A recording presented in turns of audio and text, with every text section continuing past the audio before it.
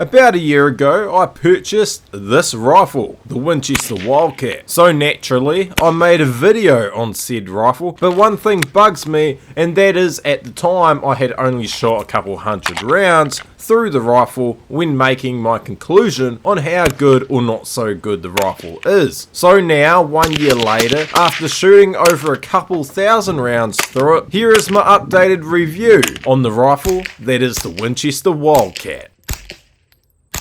So for those of you who do not know much about this rifle, the Winchester Wildcat, it is a blowback operated semi-automatic rimfire rifle chambered in the legendary 22 long rifle cartridge. The Wildcat was first introduced to us in 2019, though the rifle has the Winchester name, it is however made in Turkey. Being made in Turkey though, it is not a major negative, but it would have been nice for it to have been made in the USA, the home of the Winchester Firearms Company. The Wildcat is known to be made predominantly out of plastic, and yes, this is true, but do not be wary of the plastic rails that the bolt rides on, because for me they have not worn away from endless shooting. The bolt, barrel, striker, springs and parts of the trigger group are all made out of metal. Due to the low amount of metal parts though, the rifle itself is extremely light, weighing in at only 4.3 pounds. Parts like the optic rail, the receiver,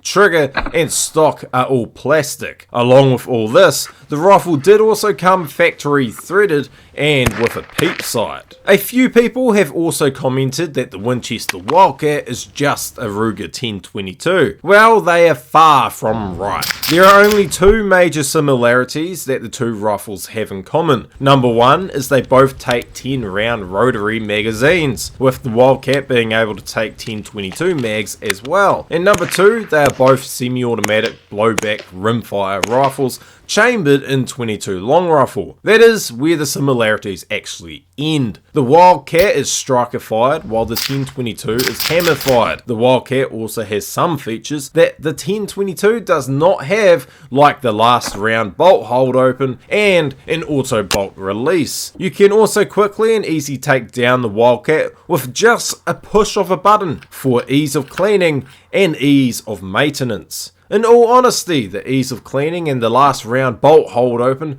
are the two main features that persuaded me to purchase the Wildcat. I did say previously in my last video that I wished to change the optic on the rifle from the cheap Chinese Ranger 3-9x42, but in the end it is doing what it is meant to do, and I cannot justify purchasing a better scope for the rifle. After shooting thousands of rounds through the rifle, I found two downfalls. The worst of the two downfalls is that the magazines seem to just sometimes fall apart. Currently I have two magazines with one of them falling apart on occasion while the other has never had that issue. The mag that sometimes decides staying intact is boring seems to be made of a softer plastic than the other one. I am wondering if this was an issue with earlier mags because my other mag feels stronger and has never had an issue. The other dislike I have is the trigger pull. To put it bluntly, the trigger pull is heavy and there is no way to adjust it unless you want to pull your file out. Though, after going through forums online, a lot of Wildcat owners have said that the trigger pull is perfect, meanwhile others trigger pull absolutely sucks. I sadly acquired one of the sucky trigger pulls, but after fixing the trigger pull myself, I've had no issues and the trigger pull is now about 4 pounds. The aesthetics on the rifle are an acquired taste. The barrel is finished with a sort of matte black paint and the stock is a bland grey coloured polymer. I do however quite like the red on the rifle as it stands out and catches the eye. The pistol grip though does seem to be intended for those of you who have tiny hands and not those of us who are over 6 foot in height. I also would love it if the stock was a little bit longer. So what are my final thoughts on the rifle after shooting it for nearly a year? Well, the Wildcat is a unique and little quirky wee rifle. It has additional features that a lot of its competitors do not have, and for the cheaper price than its main rifle, the 1022. I love the last round bolt hold open and the auto bolt release, though these two things do not make me love the rifle, admittedly. Do not get me wrong, I do like the rifle.